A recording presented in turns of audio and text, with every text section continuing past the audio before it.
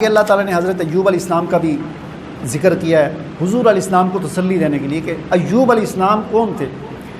ایوب علیہ السلام اپنے وقت کے نبی تو رسول تو تھے ہی، سب سے بڑا مقام تو وہی ہے، لیکن دنیا کے حساب سے لینڈ لاٹ تھے، اپنے وقت کے جاگیردار تھے، بہت بڑے، جس طرح چودھری ہوتے ہیں، بڑی زمینیں تھیں، جائیدادیں تھیں، رقبے تھے ایوب علیہ السلام کے، جانور تھے، چوکر تھے، مویشی تھے، نوکر چاکر تھے، باغات تھے، زمینیں تھیں، زراعت تھی، بہت کچھ تھا ایوب علیہ السلام کے پاس، اور 10 بیٹے تھے، 9-10 بیٹے تھے ان کے۔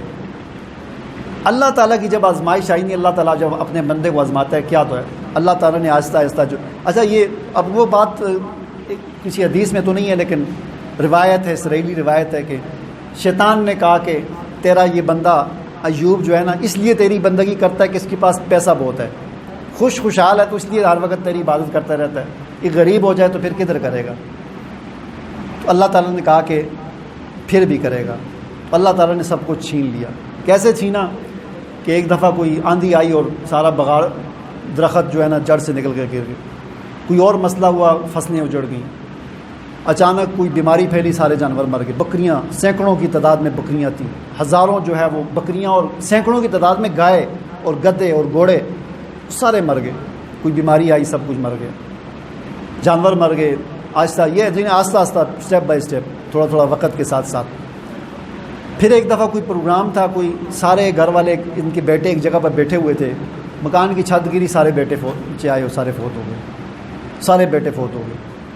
اب اکیلے ایوب علیہ السلام اور ان کی بیوی رہ گئے، پیسہ ختم، جائیداد ختم، سب کچھ ختم۔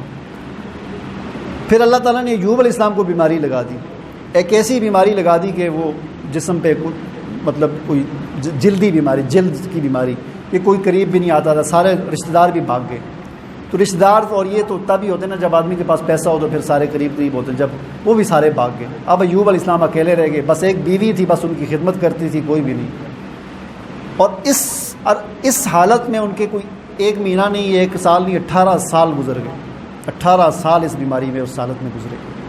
ایوب علیہ السلام نے کبھی ایک ناشکری کا جملہ اپنی زبان پہ نہیں کہا، کبھی بھی، اور کبھی بھی بے صبری نہیں ظاہر کی کہ یہ کیا ہو گیا میرے ساتھ۔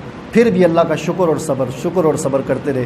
اللہ تعالیٰ نے اسی وجہ سے جگہ جگہ پہ قرآن مجید میں اللہ تعالیٰ نے ایوب علیہ السلام کی تعریفیں کی ہیں کہ میرا وہ اتنا بندہ تھا، اتنا صابر بندہ تھا، اتنا شاکر بندہ تھا۔ آخر کار پھر 18 سال کے بعد یہ آزمائش ختم ہوئی، بیماری سب سے پہلے ختم ہوئی، پھر آہستہ آہستہ وہی ساری چیزیں پھر آ گئیں، پھر اللہ تعالیٰ نے مال و دولت دی اور سب کچھ۔ تو یہ اللہ تعالیٰ نے اس کو بیان کیا ایوب علیہ السلام کو کہ ان کو دیکھو ان پر کیسے حالات آئے، لیکن انہوں نے صبر کیا۔ اسی وجہ سے صبر ایوب جو ہے یہ بڑا مشہور ہے۔ دعا کریں اللہ تعالیٰ عمل کرنے کی توفیق عطا فرمائے۔